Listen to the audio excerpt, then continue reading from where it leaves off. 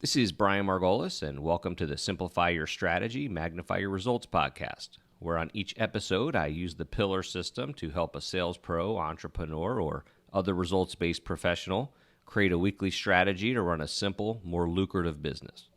A strategy so simple it can fit on an index card, but so powerful it's actually helped create multiple seven-figure earners and is now licensed by some of the largest companies in the world to create strategies for their teams.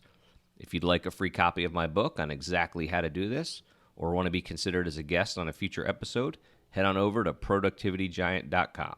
Enjoy the episode. Okay, so Ryan, I guess good to talk again here. You too. I guess it's been maybe 6 weeks at this point or something in that area. Yeah. Maybe a little bit longer, I'm not sure. So let me give a summary of what we talked about last time in terms of your goals and your pillars as the owner of your real estate company, and then tell me if I'm off. So sure. You kind of had 3 goals, so to speak. They weren't real specific, and maybe you have specific goals, but we talked about more general goals of you wanted to grow your personal sales, you wanted to add agents to your team, and you wanted to help those agents and the existing agents to sell more. Is that correct? Yes. Pretty straightforward. Okay. And then as we talked and worked out your pillars, I'm showing 7 pillars here that we came up with. And then, let me go through them, and then you can correct me in terms of, or let me know if you've changed them, which ones have changed, if you've tweaked them, things like that. But so the first one was to 3 social media posts a week. Well, everything's a week. It's a pillar, right? Yep. So 3 social media posts a week.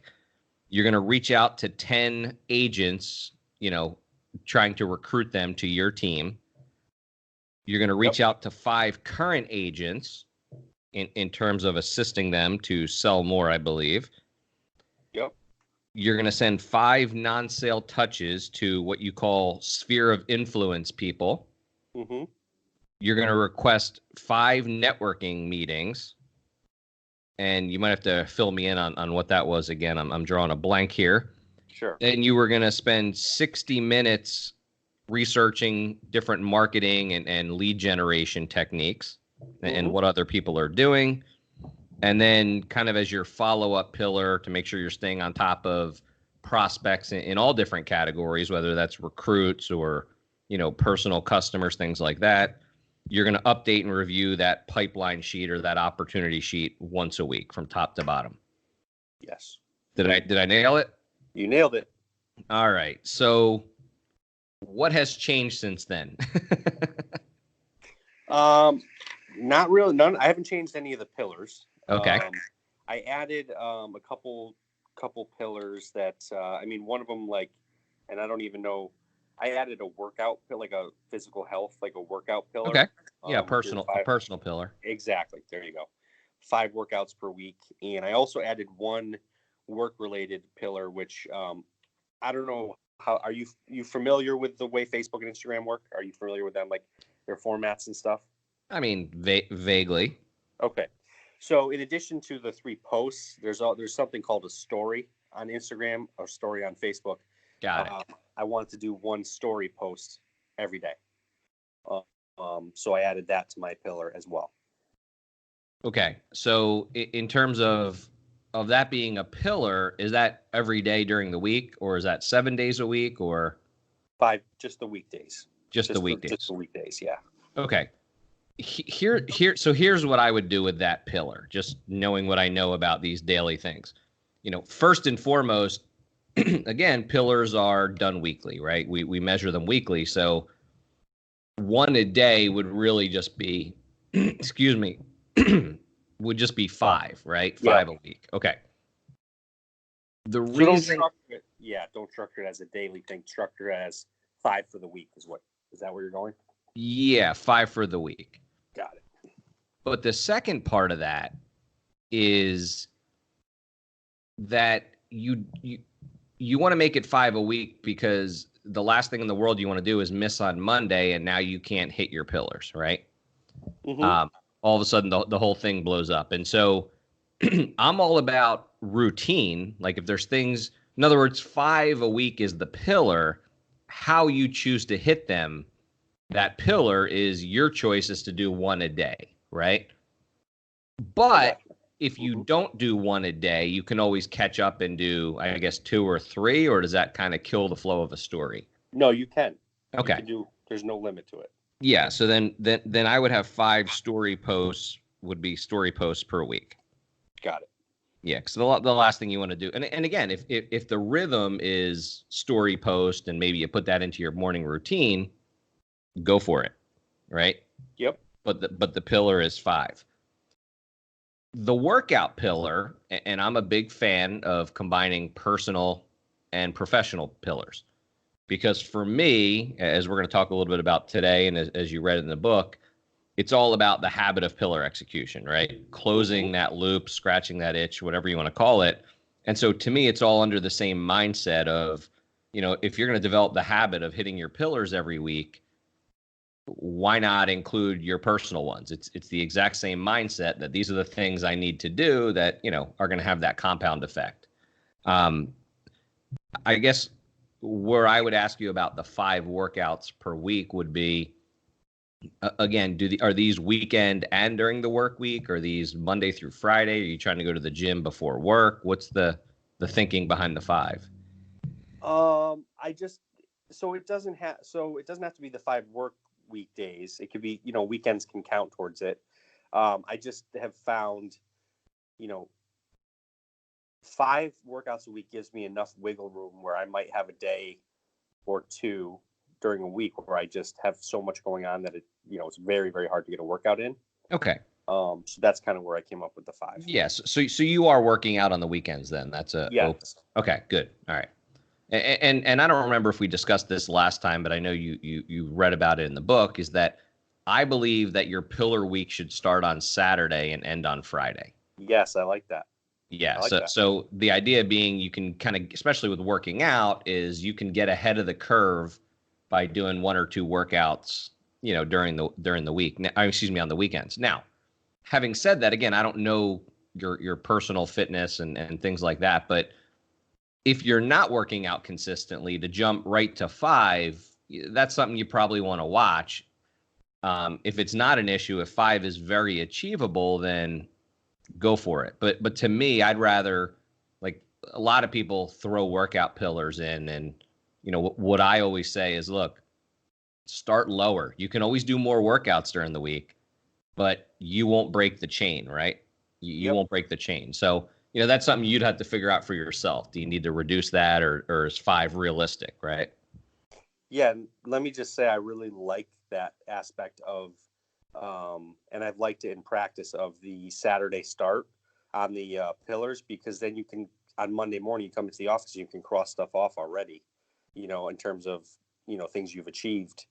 So and it's a positive experience, not a negative one. Right. Exactly. Working on the weekends to catch up is a negative thing. Right. Yep. All right. So we've got 2 additional pillars. So you have now 1, 2, 3, 4, 5, 6, 7, 8. You have 9 pillars. And again, the number's not the issue, because some of these probably don't take a ton of time, right? Right. Again, I don't get caught up so much in the numbers as much the time they take. Okay. So you're happy with your pillars. These are the right pillars. Yes. Okay. In terms of hitting them consistently, kind of a multi-part question here. Have you been hitting them consistently? If not, the times when you're missing them, are there certain ones you're tending to miss? Are there certain reasons you feel like you're missing them? What's going on in that world, so I can really help you turn this into a habit? Sure. So I've been pretty good about hitting them. The 2 that I'm having the hardest time with are the 60-minute lead generation training and the update and review pipeline list. I don't know if it's because I think with the, like, in a busy day, it just seems like those are the things that I'm like, well, I can put that off. You know what I mean? Yes, I do. So that's that. Other than that, I've been pretty good. I've been pretty good, and I also have saved So we talked about a one sheet or note card or one place where you keep your kind of your pillars and kind of track them and stuff. And I save it each week so that I can see, like I cross them off, and then I can see like week 2, this is what I did. Week 3, this is what I did. So I like the format of having it all on one sheet, like a scorecard like that. That's been helpful. But yeah, those are really the two that I've had a hard time. So let's dive into why you're having a hard time with those. And I have some suspicions based on talking to a lot of people. Yep. One of the things you have to do when it comes to hitting your pillars and really being, I don't want to say being successful because you're already a successful guy, but kind of going to that next level, if you will, is you have to redefine what work is. Okay. And so, you and I, I'm guessing are in the same age category, and we kind of grew up with this, this badge of honor for hard work kind of mentality, right? Yep. And the busier you are and the later you are and the more frazzled you are, the harder you're working, the more successful you'll be. And so in a way, we have to redefine what work is, right? And so for you, and I don't know if this is conscious or subconscious, you can tell me, but in the heat of the moment, it's hard to justify that stopping what you're doing, not responding to things that are sitting there, not doing something that kind of has instant feedback, if you will, that stopping, slowing down, and actually just, goofing around on the internet or watching videos on marketing or reading blogs or books or whatever, we kind of have a hard time thinking that's work, right? Yeah. That's not work. From a practical point of view, if you think about, here's how you want to reframe it. Here's how you should reframe it. Don't think about getting better at marketing and getting better at lead gen, in terms of the learning.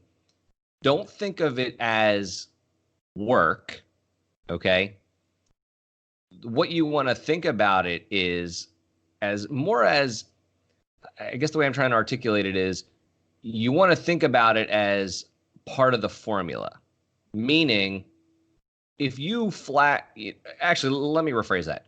Don't think of it as work. Think of it as becoming successful. Those are the words I was looking for. That's your pillar that's your becoming successful pillar. And sometimes you just need to change the words. That's one of the CAP strategies in the book. You just need to change the words you're using around the pillar. So you could literally say 1 hour becoming successful, or becoming more successful, or, growing my business, whatever words kind of jibe with you.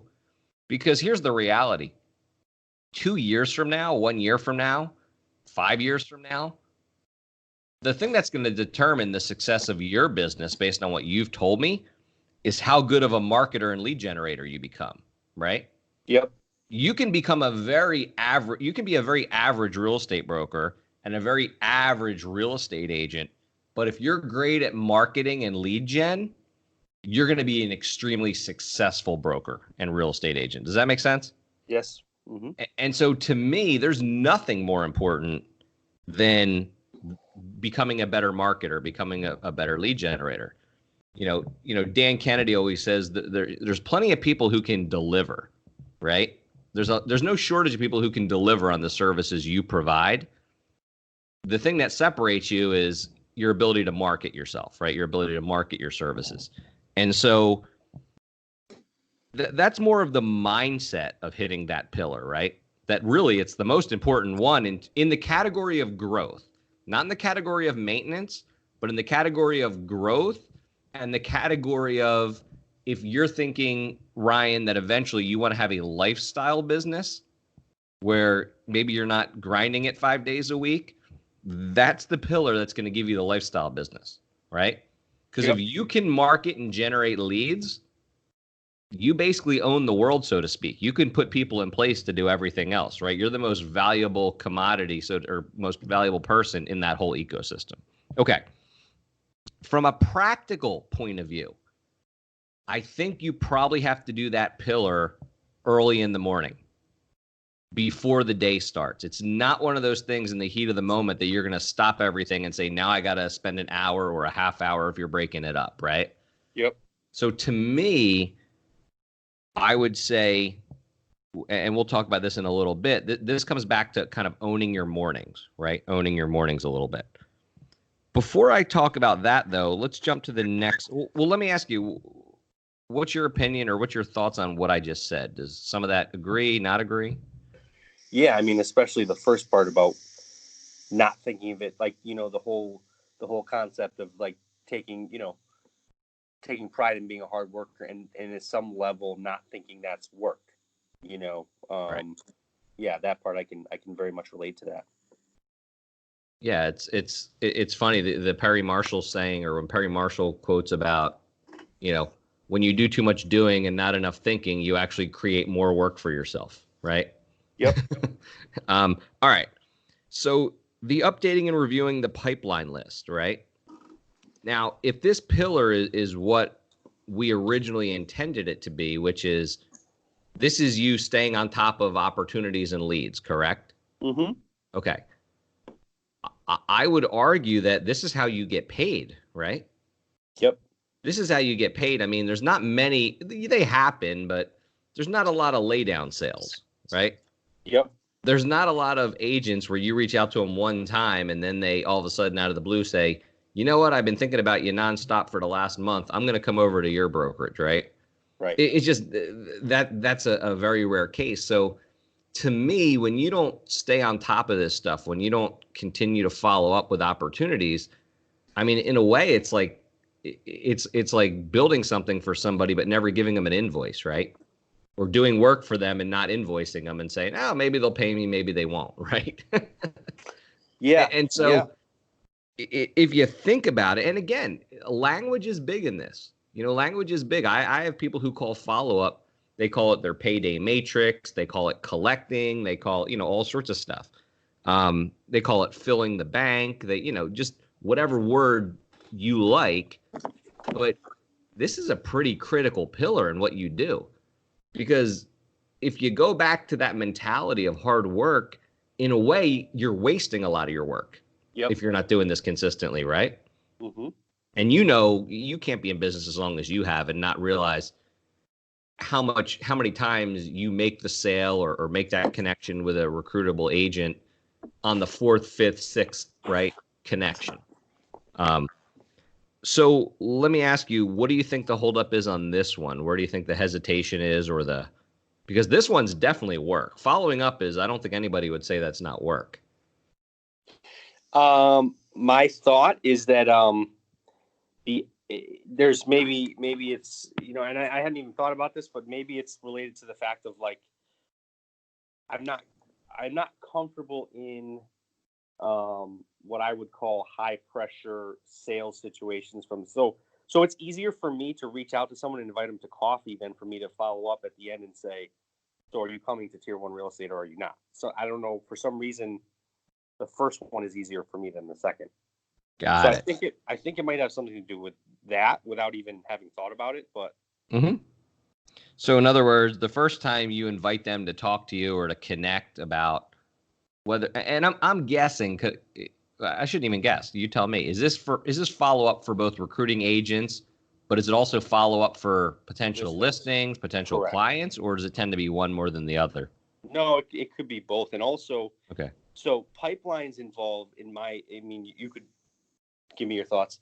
Usually involve people who have either given you a maybe or even possibly already said no, at some level.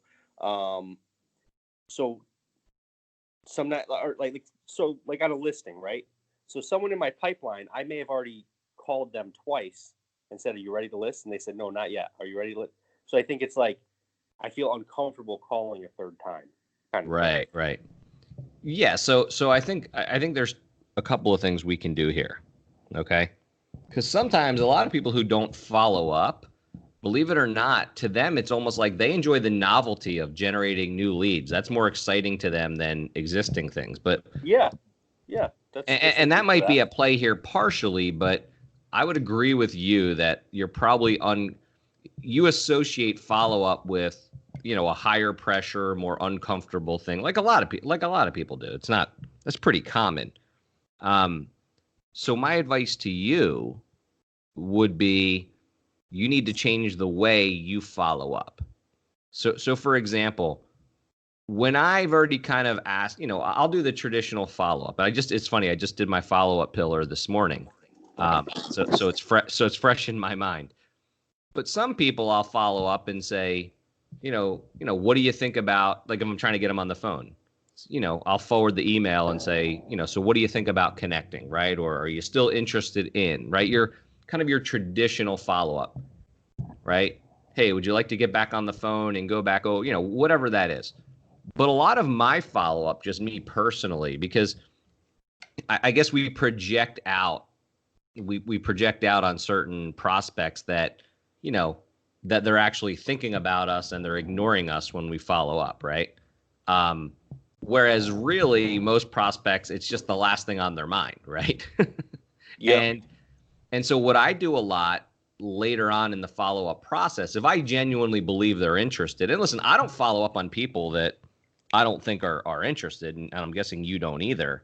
Yep. But a lot of times I just deliver value to them. So for example, there was a couple of people today that I just haven't heard back from them in a while, but according to my notes and my memory, we had some pretty good conversations about me working with their company. And so all I did, they kind of ignored the last couple of follow-ups. So all I did today was send them something of value. I literally sent them an email. I cut and paste, and I do this all the time. I cut and pasted this little question tree that I really believe in for people in their position that another expert came up with. And I basically said, as the leader of your team, I think this is relevant to you. Take a look, right? And it's real simple. And in other words, that's my way of saying, hey, don't forget about me, and giving them value, if that makes sense. So there, like, for example, let's say there's an agent you're recruiting. Okay. There's an agent you're recruiting and you've kind of followed up with him, didn't get anything back. And you're starting to think, all right, maybe he's not interested. Maybe he or she is blowing me off. Just sending them an email of something valuable. Like if there's an article or a tip that you can send a link to, or you can cut and paste into an email and say, hey, beginning, the fall is here, school's back in season, check out this article on, getting listings after the summer months, right? Or something like that. Does that make sense? Yeah, it does. So I think staying on top and following up with people in that sense, and just redefining how you think of what follow-up is, right, is something you should think about. But here's the other part. You should also follow up and review that sheet for no other reason than to hit your pillars. Meaning, it should be driving you nuts at some point that you're hitting all your pillars except one or two, right? Yep. Knowing full well you have the time to do them, but you're falling short. Yep. Right? You know what else is interesting? The pillars you're kind of skirting are probably the pillars that you need the most, right? Yeah, not wasting all that out. Because when you follow up, who care? I don't care about the 5 that, it never turns into anything. I only care about the 6 that it does. And so, but let me get your thoughts on that, and then I want to sum up this part. So what are your thoughts on changing the way you look at follow up, how you do it? Yeah, I like the idea. I think that it involves a little more creativity. So I'll have to, put a little more thought into it, but it's a more comfortable, approach. So I do like, I do like that, but I can, acknowledge that, particularly the follow-up thing. It's like you're putting in all this work in the, in the other pillars, and then you're leaving a lot on the table by not following up properly with them. you know? Yeah, I mean, Yeah. 100. You know, I don't know how. I'm assuming you're a football fan, but Yep. it's funny how I can just assume that, and 9 out of 10 times I'll be right, knowing Yep. nothing about a person, right? But if I know their age, but you know, it's you know, it's the red zone, right? The teams that get the ball, you don't get any points for moving it 90 yards, right? Yep. I mean, you did all that work for nothing, so to speak, and that's what, you know, follow up is. On the creative front, okay, you have to be creative, but not as creative as you think. You know why? Because you're following up with the same kind of people over and over. So the same value things you send to one will be relevant to a lot of them. Got it. So you find one good article on this, one link on that, or even if you give them a tip, right? Like from your own content on social media, if you literally on social media, if you put up some good content, even if it was 2 years ago, by you linking to that and just going, hey, you know, it's the fall season, whatever, or it's this, here's something I posted on, you know, LinkedIn about it, you know, about a year and a half ago that I think could be relevant. Hope you get something out of it, right? Hope it helps. Does that make sense? Like, and Yeah. then, but when that's effective, you can send that same link, that same article, that same cut and paste over the course of a year. You could send it to 120 different people, right? Because if it's valuable to someone who's in the real estate world, it's probably valuable to other people in the real estate world. And if something's valuable to someone who's thinking about listing their home, like some advice on listing their home, then it's probably valuable to another person who's listing their home. So you don't have to think of something new every time. You want to kind of create a bank of these things, right? Yep. Which is kind of what I've done on my follow-up sheet is I tend to use the same value things over and over, not because I'm trying to, I don't care about bringing value to them. It's because I know it's valuable. It's no less valuable because I sent it to 90 other people, right? Right. Okay. So I'm not, in terms of you not hitting your pillars, I'm not hearing anything about running out of time. It sounds like you have the time. Yes. Okay. So really it's about, because I always say there's two reasons you don't hit your pillars. Either you don't have the time, in which case we need to make time for you, right? We need to talk about some cap strategies to do that, but that's not what I'm hearing. I'm hearing I have time, but during that time, I'm either procrastinating, getting distracted. I'm just not prioritizing my pillars, right? True. And it sounds like for at least those two, that's what's going on. Would you agree with that? Yes. Okay. So the strategy, like I said, change your language, I think is one strategy. Another strategy you should think about is kind of the Parkinson's law when I talk about the routine in Parkinson's law, where, you know, for the first hour you're in the office, or hour and a half, or 2 hours, or whatever you think will work for you. I think that should be what I call pro time, which is proactive, whether that's pillars or other things. If you use that first hour, hour and a half before you start answering emails, allowing appointments, scheduling things, all that stuff, I think number one, you will do your pillars more effectively because of the high mental energy, right?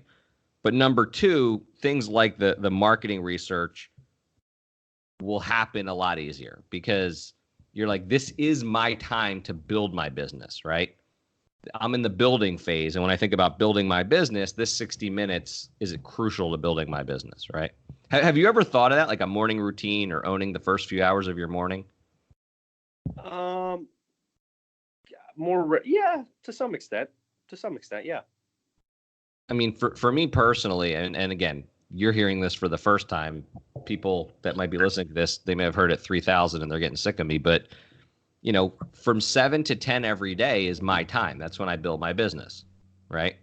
I do not accept calls before that. I do not schedule calls, right? 3 hours a day, I focus on my pillars and other pro activities. When 10 o'clock hits, I'll be on the phone all day if I have to. I don't want to be, but I'll be on the phone all day. I'll react all day. I'll deal with emails and fires and my clients and all that stuff all day if I have to. But the crazy thing is, no matter what happens, no matter how much people try to steal my day from me and no matter how many times I get off course, by 10 o'clock, I've done all the important stuff, right? Everything else is just a bonus.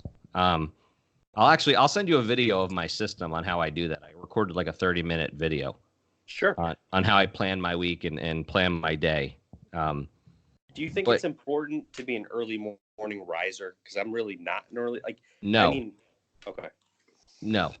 It's only important if you are in the kind of industry where you have to be available to someone early in the morning.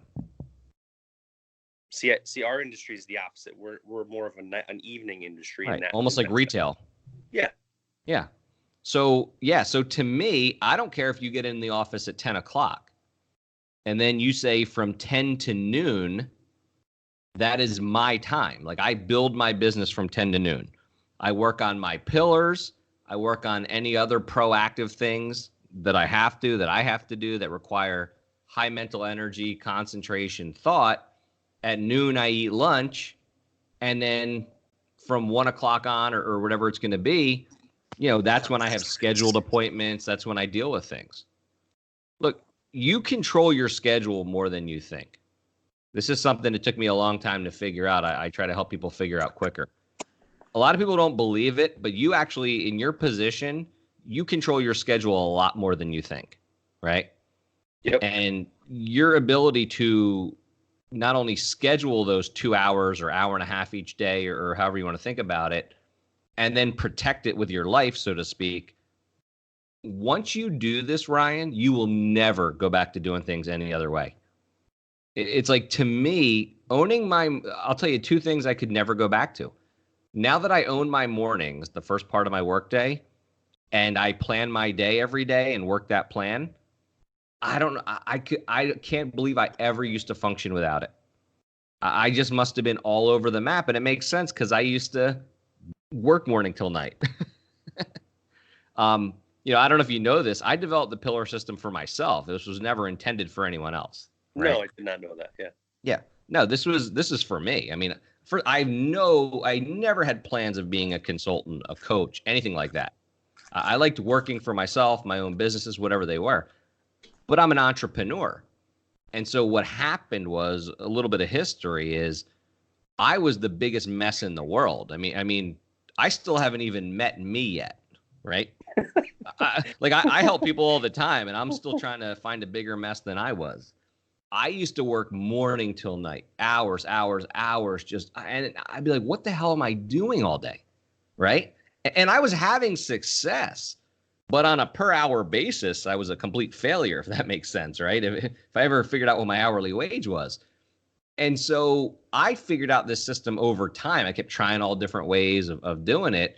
Over time, I figured out something that worked for myself, and that was kind of the end of it. It was only when I started sharing it with a couple of people, because I assumed this was just me, and I was lazy and undisciplined. Not lazy, I was never lazy, but I was undisciplined and all over the place. It was only when I shared it with a couple of people that I know, and I just saw the reaction and response, and oh my God, this is what I need. This is brilliant. This dumb little simple thing you did. Then I saw an opportunity as an entrepreneur. I'm like, wait a second, right? Maybe more people are a mess. And I kind of reverse engineered it, right? I never called it the pillar system. I kind of reverse engineered it, figured out what I was doing, and that was kind of the birth of it. So anyway, we went off track a little bit there, but I don't care what time you get in the office. Own the first couple of hours and you're good. And start with an hour. Start with an hour and a half, right? Yep. Whatever it is, and you just block it out on your calendar, and you tell your assistant and anyone else, like, no, I don't, don't schedule me before 8 o'clock, 10 o'clock, whatever it's going to be, right? Yep. I mean, yeah. Do you work most evenings? Not. I mean, I'm home by anywhere between 6 and 7, so not like late. Got it. Okay. Yeah. Yeah. So if your day's later, yeah, I don't see the advantage in rising early. Right. Yeah. No, that's good. I mean, because it's good to think that I could still do it without getting up super early. That's all. Yeah. It's very popular now, like 4 a.m. club, 5, all that stuff. Yeah. And again, that is, for certain people, you have to do that. Like for me, I have kids in school, different things. And so for me, yeah, sleeping till 10 is not realistic, right? Yep. And I don't want to anyway. I mean, I'm one of these people. It's as hard for me to wake up at 5:30 as it is for me to wake up at noon. So it's always a miserable experience for me. So I might as well be up earlier, right? But Yep. but yeah, so for me, and for some people who have jobs, and there's a lot of CEOs out there who, I don't know if you know this, but they often get up early, work at home before they go into the office because they know when they get to the office, everyone's going to have demands on their time. But Right. yeah, for you, there's no reason you can't get into the office at whatever time, take that first hour and a half to yourself, do your important stuff, and then let the day happen, right? Yep. All right. Any other questions about hitting your pillars? Any other impediments you see coming? I don't think so. Think you're good? How do you feel overall about, and don't, I'm not asking you to be a cheerleader. I'm asking you to help you, but overall, how do you feel about this process for you? I really like I like the structure. Because being self-employed of a small company, I mean, my days can be very wide open, at times. So I do very much like the structure of having stuff, tasks to complete that are going to be proactive. And I also, like I said, I'm a big fan of the weekly look on a single kind of scorecard. So those are the things that I really like about the system itself. And then as far as the pillars, I mean, I've been pleasantly surprised at how many people have been saying yes to my coffee requests. Just as my success rate's been pretty high on that pillar. The social media pillar is something I've been doing. So that's, continues to be, good. And yeah, all in all, it's been good. All right. Yeah. So it sounds like the focus has to be little mental games that we talked about at the beginning, redefining how you think about those couple of pillars. Because yeah, eventually, like I said, you want to hit those. We want to get to the point where pillar execution becomes a habit, right? Yep. Not the individual pillars, because those are going to change and you're going to put different criteria around them and things like that. But ultimately, we want to get to the point where, yeah, everything gets knocked out every week. No problem. It's just what you do, right? And it feels unfinished if you don't do it. And that's when you know it's habitual. Like I said, it's an itch that has to be scratched, a loop that has to be closed, right? Yep. I remember, like, at least on 2 occasions working out twice on a Friday to hit my workout pillar, which is absolutely idiotic. Like playing stupid games in my mind, like, well, I'm going to take a break and then do something else, and that's 2 workouts. Like that's that's what happens when it becomes an open loop. I'm not saying you need to get there, but yeah. Anyway, all right, Ryan. Well, and any last minute questions before we stop this? No. A great call. I appreciate it. I appreciate it. Thanks for listening to another episode of Simplify Your Strategy, Magnify Your Results. If you know someone you think could benefit from this episode, be their hero and share it with them. If you'd like a free copy of my book or you want to be considered as a guest on a future episode, head on over to productivitygiant.com. Have a great day, and thanks again.